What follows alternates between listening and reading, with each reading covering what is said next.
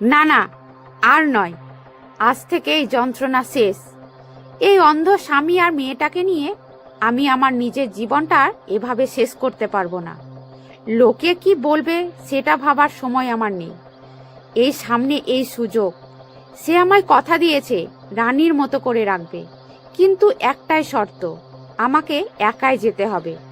নিজের সুখের জন্য আজ এই দুটো বোঝাকে আমি ছেড়েই যাচ্ছি।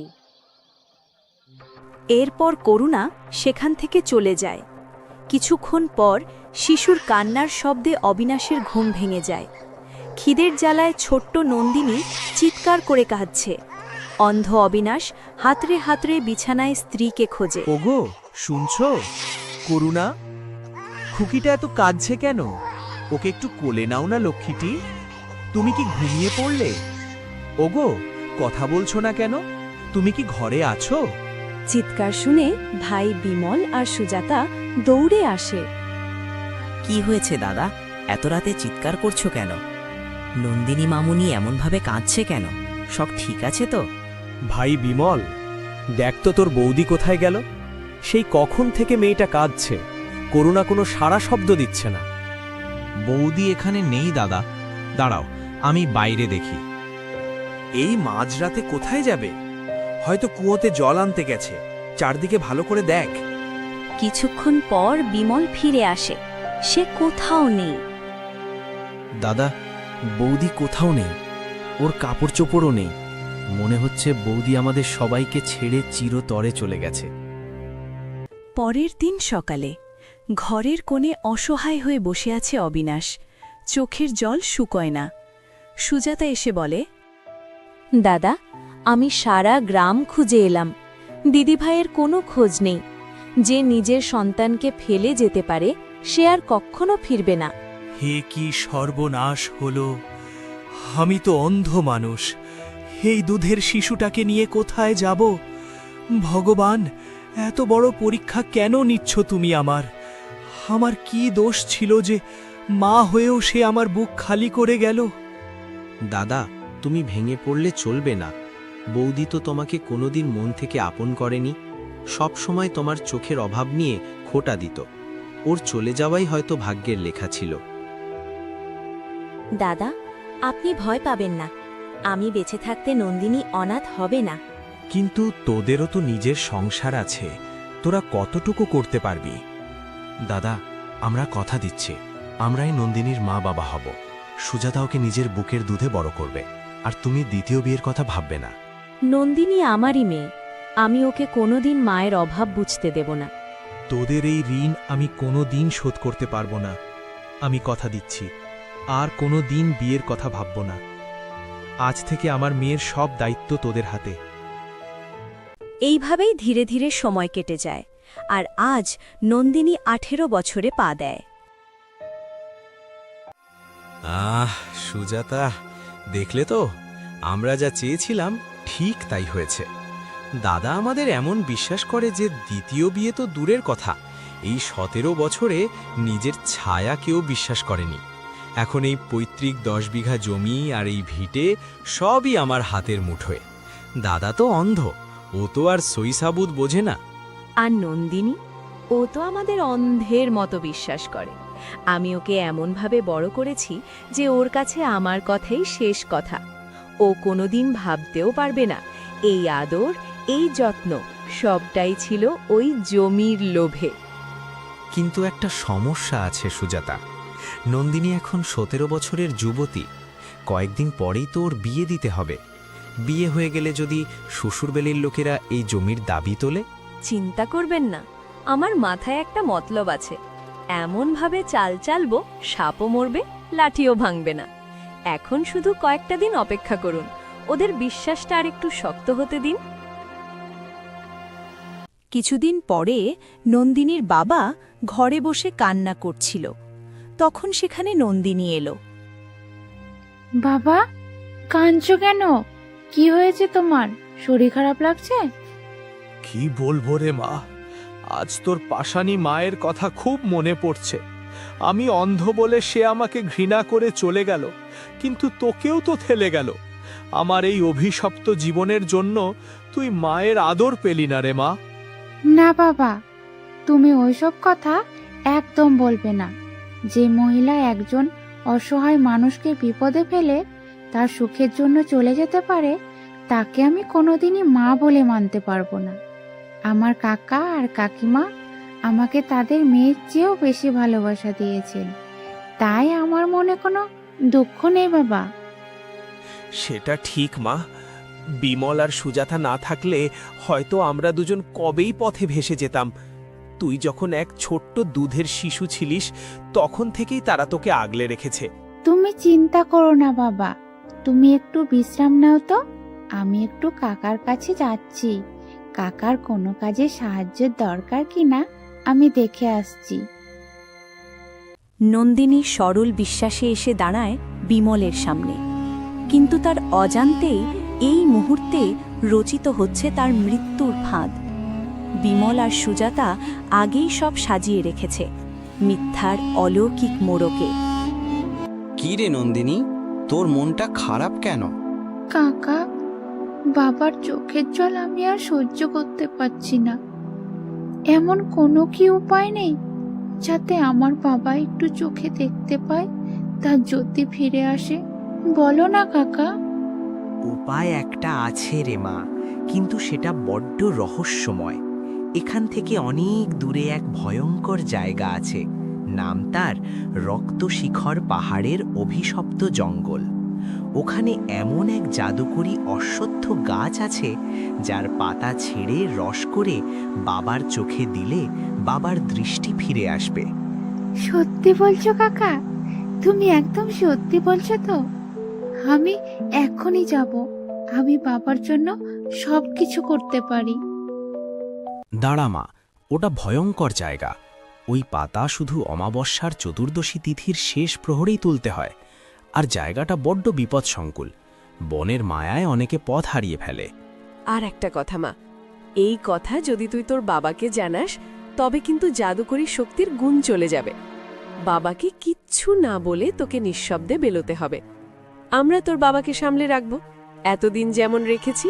কাকিমা, তোমাদের উপর আমার অগাধ বিশ্বাস, তাই তো আমি আমার বাবাকে তোমাদের কাছে রেখে ওই রক্তশিখর পাহাড়ের দিকে যেতে পারবো। নন্দিনী সেই গভীর জঙ্গলের দিকে রওনা দিল। বিমল আর সুজাতা তাদের ঘরে বসে খুশিতে আত্মহারা হয়ে কথা বলছে। যাও মা নন্দিনী, যাও।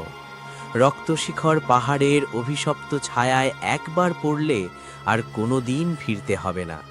তুই শেষ হলেই জমি আমার। ঠিক বলেছ গো, নন্দিনীকেও আমরা এমন মায়াজালে আটকে রেখেছি যে ও আমাদের ভগবান মনে করে। কিন্তু মেয়েটা এখন 17 বছরের হয়েছে, বিয়ে হয়ে গেলেই তো এই জমি ওর শ্বশুর বাড়ির লোকের হয়ে যাবে। তাই ওকে শেষ করা ছাড়া আর কোনো পথ নেই। হ্যাঁ, আমার মাথায় একটা ফন্দি আছে।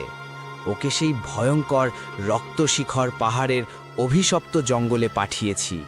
ও জানলে তো আর যাবে না, তাই অন্ধ দাদার চোখের মায়া দেখিয়ে ওকে মরণ ফাঁদে পাঠিয়েছি।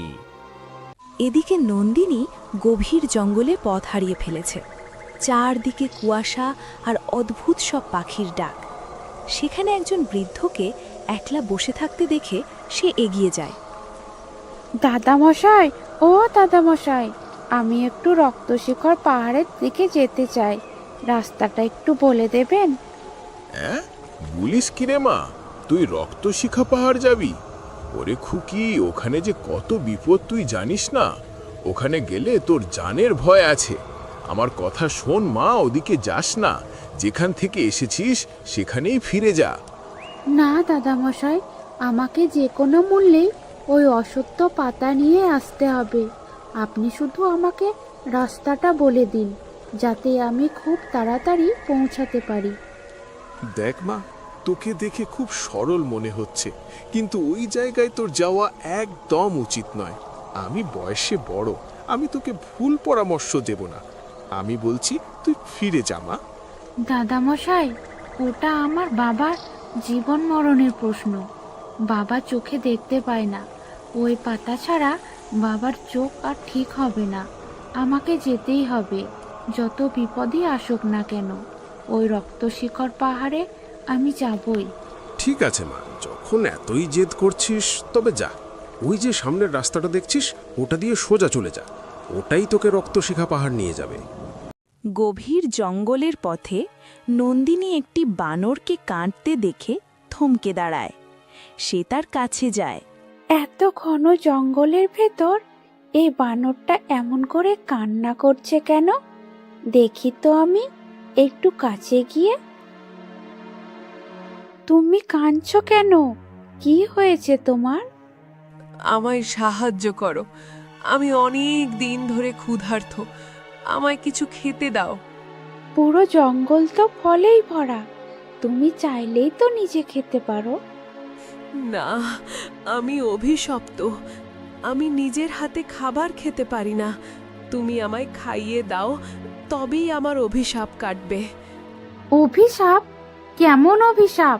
তুমি নিজে কেন খেতে পারো না? যদি আমি নিজে ফল পেড়ে খাই, তবে সেই মুহূর্তেই আমার মৃত্যু হবে। এটাই আমার অভিশাপ, এবং কোনো দয়ালু ব্যক্তিই আমায় সাহায্য করতে পারে।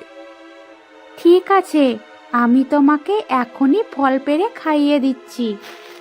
কিন্তু যদি তুমি আমায় ফল খাওয়াও, তবে তোমার প্রাণও চলে যেতে পারে। এটাই আমার ওপর অভিশাপ। আমার জীবন গেলেও আমি তোমাকে খিদের জ্বালায় থাকতে দেব না।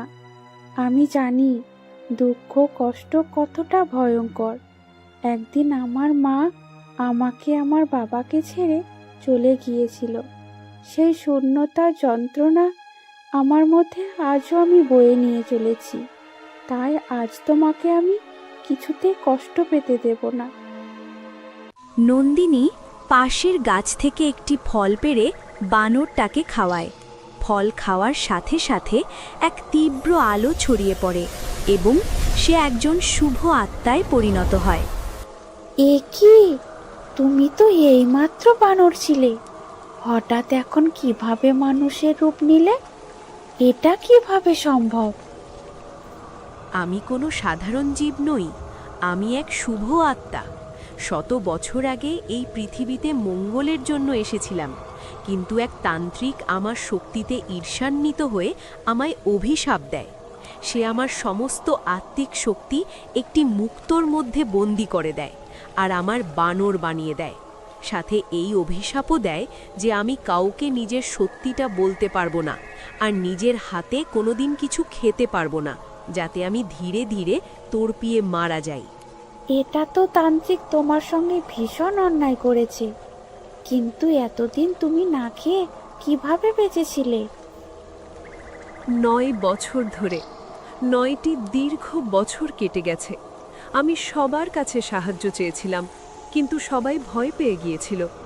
সবার এই ভুল ধারণা ছিল যে যে আমায় খাবার খাওয়াবে তার প্রাণ চলে যাবে। সবাই আমার সঙ্গ ছেড়ে দিয়েছিল, কিন্তু তুমিই প্রথম মানুষ যে ভয় উপেক্ষা করে করুণা দেখালে।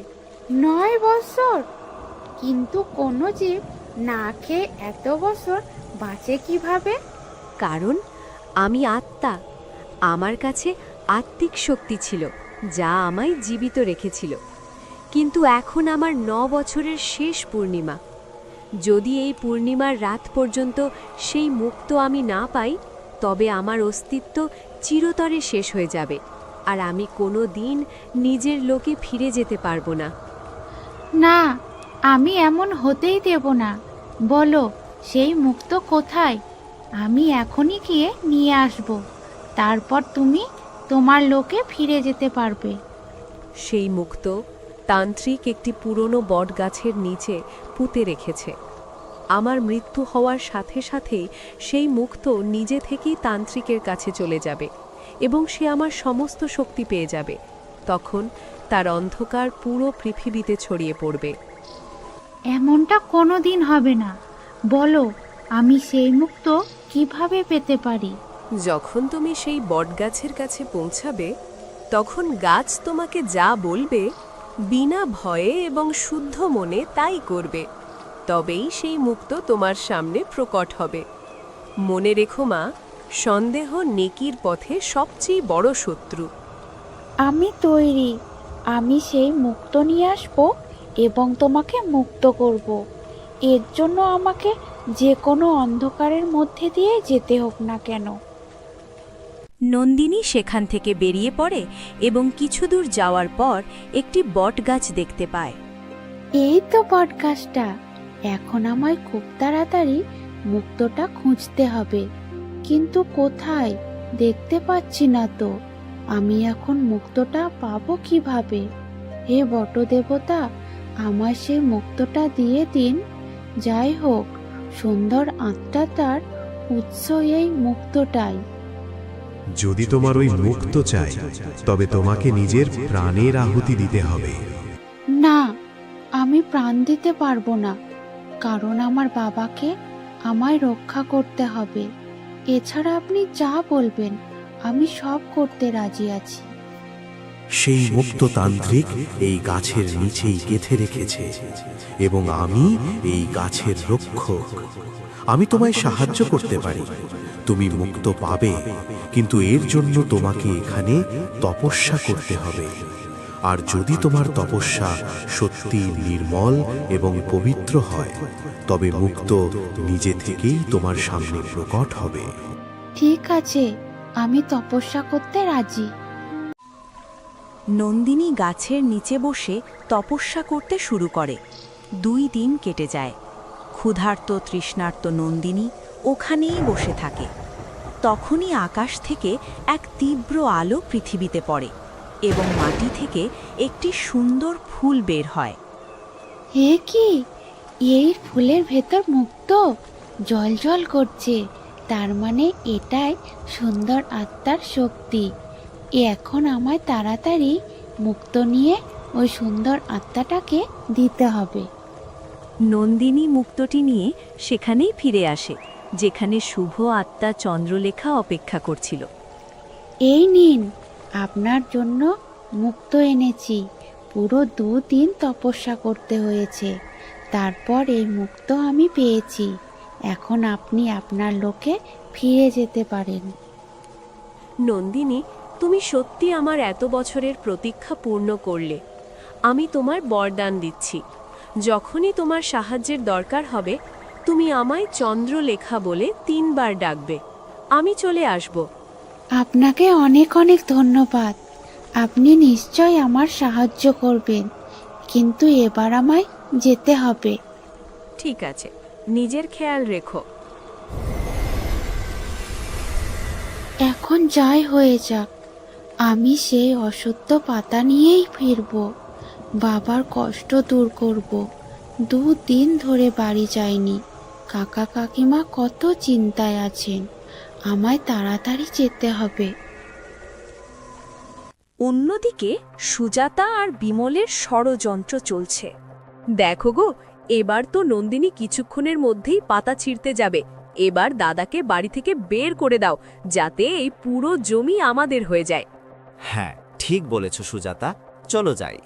হ্যাঁ বিমল, এসে গেছো? বলো, কেন আসা হলো? তো বড়দা, কথা হচ্ছে যে আপনার সময় এবার শেষ। এখন এক কাজ করুন, নিজের এই আসবাবপত্র এখান থেকে তুলুন আর আমাদের এই বাড়ি থেকে বেরিয়ে যান। আপনাকে আর সহ্য করা আমাদের পক্ষে সম্ভব নয়। খামোখা আমাদের মাথার ওপর বোঝার মতো বসে থাকেন এখানে। এ কি কথা বলছিস বিমল? তুই কি নিজের জ্ঞান হারিয়েছিস? তোর মাথা ঠিক আছে তো? হ্যাঁ, ঠিকই আছে। আমরা অনেক দিন আপনার আর আপনার মেয়ের সেবা করেছি, এখন আর নয়, অনেক হয়েছে। এবার আপনি বাড়ি থেকে বেরিয়ে যান। আমরা আর আপনার কোনো সেবা করতে পারবো না। আর এই জমি, এই বাড়ি সবই এখন আমাদের হবে। আরে তোরা এ কি করছিস? তোরা তো এত ভালো ছিলি, হঠাৎ তোদের এ কি হলো? কেন এমন করছিস? খুব ভালো ছিলাম, তাই না বড়দা? আমাদের নজর তো শুরু থেকেই এই সম্পত্তির ওপর ছিল, আর এই সব কিছু ছিল আমাদের চাল। শুধু এই চালের জন্যই আমরা এতদিন আপনার আর আপনার ওই মেয়ে নন্দিনীর সেবা করার নাটক করেছি, যাতে এই জমিগুলো আমাদের দখলে আসে। এখন আর আমাদের দিয়ে সেবা হবে না, সব কিছু এখন আমাদের হয়ে যাবে। আপনি এখন বেরোন এখান থেকে। না, তোরা এটা করতে পারিস না। তোরা আমাকে এইভাবে ধোঁকা দিতে পারিস না। আগে এটা বল, আমার মেয়ে কোথায়? ও 2-3 দিন ধরে আমার কাছে একবারও আসেনি কেন? তোরা আমার মেয়ের সাথে কি করেছিস? বল, কি করেছিস আমার নন্দিনীর সাথে? ও আর কোনো দিন ফিরে আসবে না। ওকে আমরা অনেক দূরে পাঠিয়ে দিয়েছি। বিমল তার বড় দাদাকে ধাক্কা মেরে ঘর থেকে বের করে দেয়। অসহায় হয়ে তিনি রাস্তায় বেরিয়ে পড়েন নিজের মেয়েকে খুঁজতে। হে ভগবান, হে দয়াময়, আমি এখন কি করি? মেয়েটাকে কি করে বাঁচাই? আমি তো অন্ধ, চোখেও দেখি না। আমি কোথায় যাব কিছুই মাথায় আসছে না। ওরে ওপরওয়ালা, আমার মেয়েটাকে রক্ষা করো। আমি বরং বনের গভীরে গিয়ে দেবীর আরাধনা করি। নিশ্চয়ই রক্ষাকর্ত্রী দেবী আমার ডাক শুনবেন। হে ভগবান, রক্ষা করো।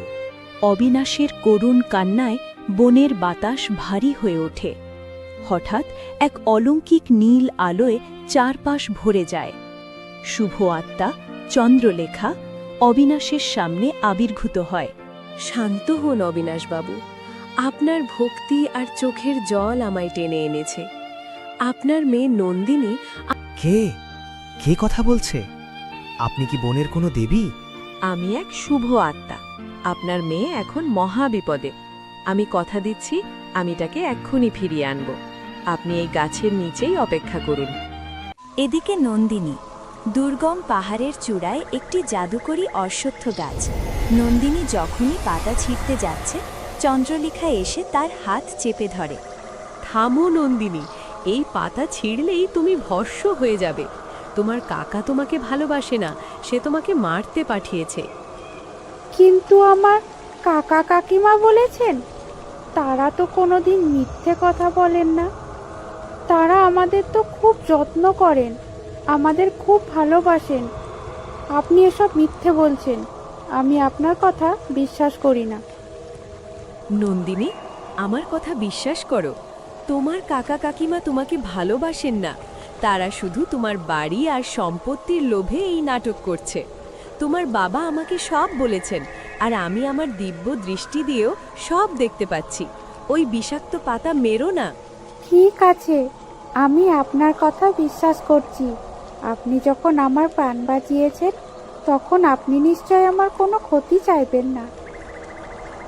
ঠিক এই সময় ঝোপের আড়াল থেকে বিমল আর সুজাতা বেরিয়ে আসে। তাদের হাতে একটি কুচকুচে কালো জাদুকরি তাবিজ। সব শেষ করে দিল এই আত্মাটা। নন্দিনী, তুই যখন নিজের থেকে মরলি না, তবে এই তাবিজের অন্ধকার শক্তি দিয়েই তোকে শেষ করব। বিমল তাবিজটি ছুঁড়তে যায়, কিন্তু নেকরুহ নিজের শক্তি দিয়ে তাবিজটি শূন্যে ভস্ম করে দেয় এবং জাদুকরি শিকল দিয়ে বিমল সুজাতার হাত বেঁধে ফেলে। চন্দ্রলেখা বিমল আর সুজাতাকে বন্দি করে নন্দিনীকে মুক্ত করে নিয়ে ফিরে আসে তার বাবার সামনে। বাবা, তুমি ঠিক আছো তো? তোমার কোথাও ব্যথা লাগেনি তো? মা, তুই ফিরে এসেছিস? চন্দ্রলেখা দেবী, মা, আপনার এই ঋণ আমি কিভাবে শোধ করব? নন্দিনী আমার আত্মিক শক্তি ফিরিয়ে দিয়েছে, তাই আজ আমি আপনার হারানো দৃষ্টিও ফিরিয়ে দেব। চন্দ্রলেখা অবিনাশের চোখের ওপর হাত রাখে। এক তীব্র আলো ছড়িয়ে পড়ে। অবিনাশ চোখ মেলে তাকান। মা, আমি তোকে দেখতে পাচ্ছি রে। এই তো আমার সামনে আমার রাজকন্যা। ঠাকুর, আমি সব দেখতে পাচ্ছি। অবিনাশের দৃষ্টি ফিরে আসায় বিমল আর সুজাতা ভয়ে অবিনাশের পায়ে লুটিয়ে পড়ে। বড়দা, আমায় মাফ করে দাও। আমি লালসার বশে অন্ধ হয়ে গিয়েছিলাম। বিমল, আমি তোকে ক্ষমা করলাম ঠিকই, কিন্তু তোদের আর কোনোদিন বিশ্বাস করতে পারবো না। যে ভাই সম্পত্তির জন্য নিজের ভাই আর ভাইজিকে শেষ করতে চায়, তার ঠাঁই আমার বাড়িতে নেই। আজই তোমরা এই গ্রাম ছেড়ে চলে যাও, আর কোনোদিন আমাদের সামনে আসবে না। যাও, বেরিয়ে যাও। বিমল আর সুজাতা কাঁদতে কাঁদতে লজ্জিত মুখে জঙ্গল থেকে বেরিয়ে যায়। চন্দ্রলেখা মৃদু হেসে আকাশের তারায় মিশে যায়। জানিস নন্দিনী, সত্যিকারের আলো চোখের হয় না মা, মনের হয়। আজ থেকে আমাদের নতুন জীবন শুরু হলো। এই গল্পটি যদি আপনার মনে সামান্য হলেও ছোঁয়া দিয়ে থাকে, তাহলে আমাদের চ্যানেলটি সাবস্ক্রাইব করে পাশে থাকবেন। আপনার একটি সাবস্ক্রাইব আমাদের নতুন গল্প তৈরির সবচেয়ে বড় শক্তি।